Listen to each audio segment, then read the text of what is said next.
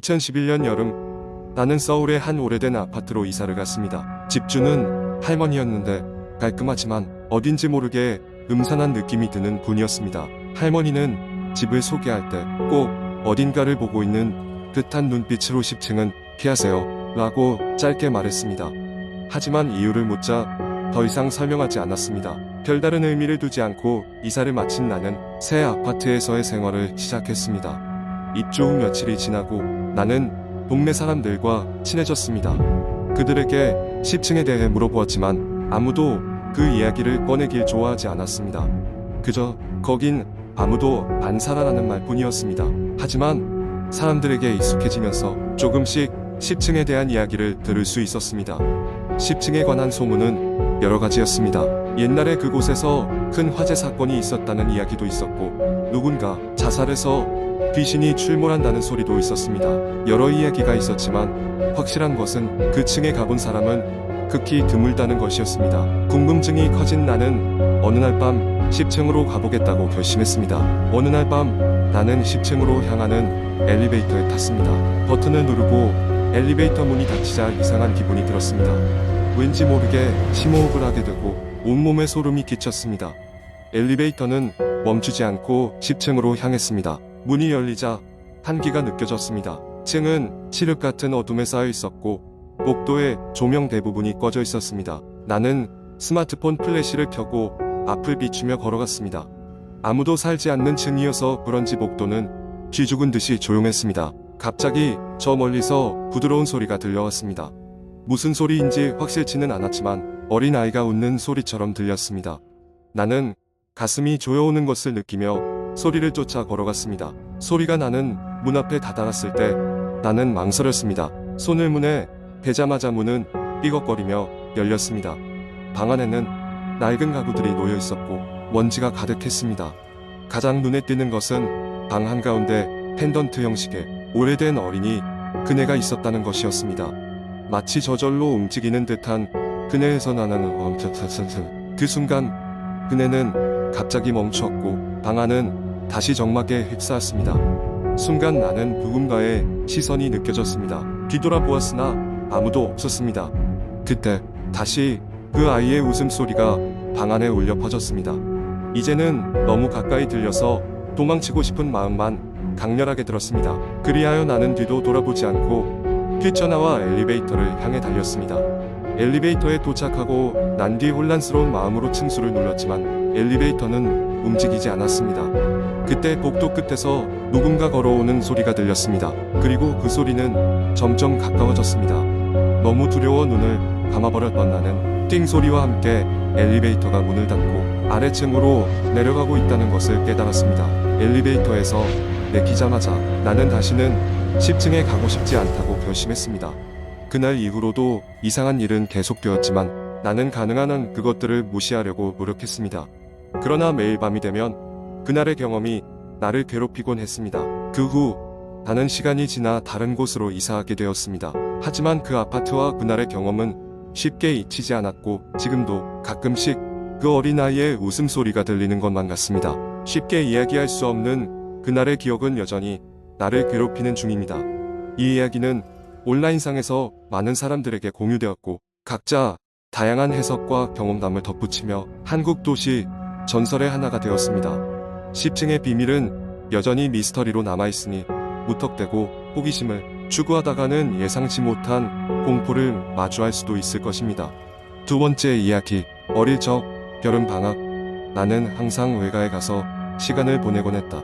외가는 깊은 산속에 위치한 작은 마을로 마을 사람들은 대부분 농사를 짓고 조용히 지내는 곳이었다. 도심과는 다른 자연의 아름다움이 있었지만 어쩐지 항상 어두운 분위기가 감돌았다. 그해 여름도 여느 때와 다름없이 외가에 도착했는데 이상하게도 마을 사람들의 표정이 어두웠다. 엄마에게 물어보니 마을에서 이상한 일이 계속 발생하고 있다고 했다. 가축들이 밤사이에 사라지거나 죽어가고 있었고 몇몇 사람들은 이상한 소리를 듣거나 불길한 꿈에 시달리고 있다고 했다. 나는 이러한 이야기에 흥미를 느꼈지만 대수롭지 않게 여기며 평소처럼 지낼 생각이었다. 그러나 그날 밤 이후로 모든 것이 바뀌었다. 그날 밤 나는 갑자기 잠에서 깼다. 이상하게도 침실 창문 밖에서 무언가가 나를 바라보고 있는 느낌이 들었다. 커튼 뒤 흐릿한 실루엣이 보였고 심장이 쿵쾅거리기 시작했다. 두려움에 심호흡을 하고 마음을 진정시킨 후 용기를 내어 커튼을 열어보았다. 다행히도 그곳에는 아무것도 없었다. 단지 밤하늘 아래 흔들리는 나뭇가지들 뿐이었다. 그러나 그 후로도 매일 밤 같은 시간에 깨어났다. 그리고 귀에는 이상한 소리가 들렸다. 처음에는 바람 소리라고 생각했지만 점점 그 소리는 인간의 말소리처럼 느껴졌다. 낮에는 모든 것이 평화로워 보였지만 밤이면 어김없이 불안함이 엄습했다. 한 번은 용기를 내어 창밖을 더 자세히 살펴보기로 했다. 그때 나는 창밖에서 무언가가 날 지켜보고 있음을 확신할 수 있었다. 달빛에 비친 그 형체는 사람의 모양을 하고 있었지만 무언가 어긋나 있었다. 얼굴을 자세히 볼 수는 없었지만 그 형체가 나를 응시하고 있다는 것만큼은 확실했다. 그 후로 매일 밤 그 형체가 나타났다. 공포에 찔린 나는 밤을 보내는 것이 점점 두려워졌다. 그리고 어느 날 할머니께 이 사실을 털어놓았다. 할머니는 심각한 표정으로 고개를 끄덕이셨고 당신이 어릴 때 들었던 같은 이야기라고 하셨다.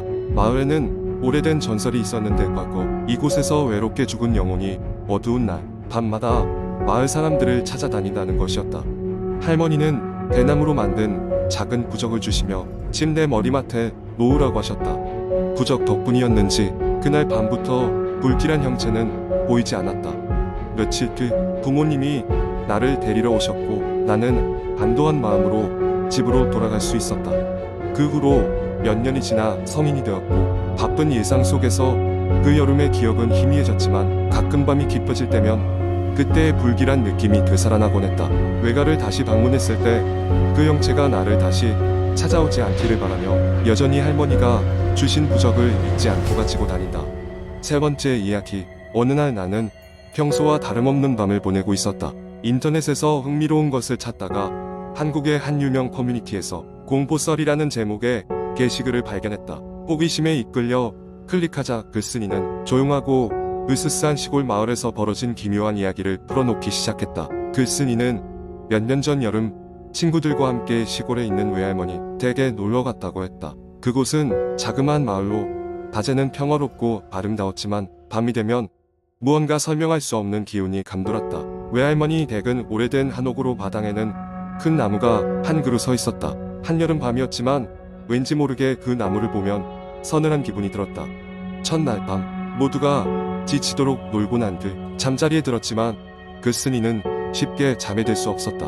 창문 밖에서 누군가 자신을 보고 있는 듯한 느낌이 들었기 때문이다. 처음에는 착각이라고 생각하며 눈을 감았지만 점점 그 느낌이 강해졌다. 결국 견딜 수 없었던 글쓴이는 살짝 눈을 떴다. 그리고 창문 너머로 분명히 뭔가가 지나가는 것을 보았다. 다음 날 아침 글쓴이는 친구들에게 전날 밤의 일을 말했다.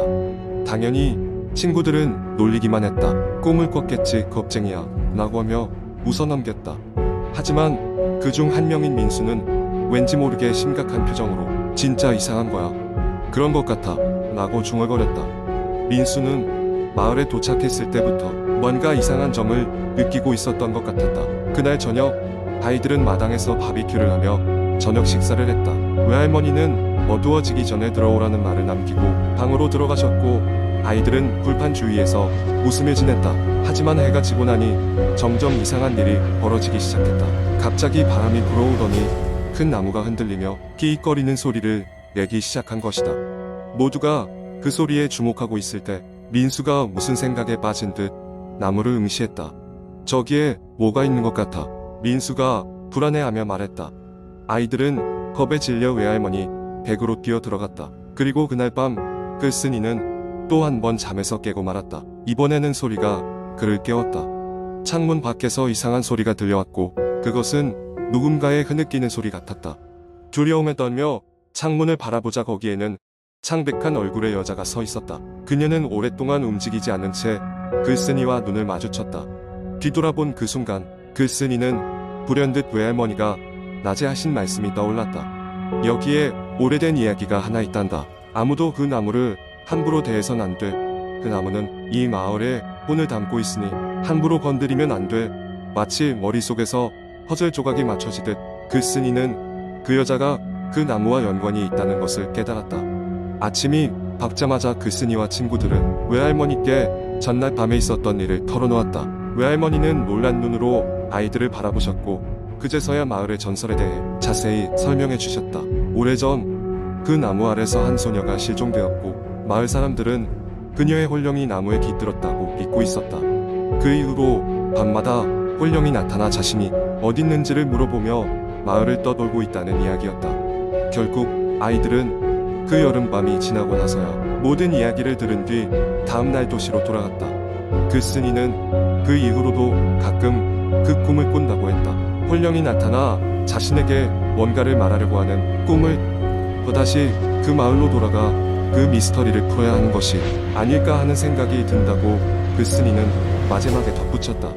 길고도 등골 오싹한 글에 모두들 각자의 해석을 남기며 댓글을 달기 시작했지만 진실은 글쓴이만이 알고 있을 터였다.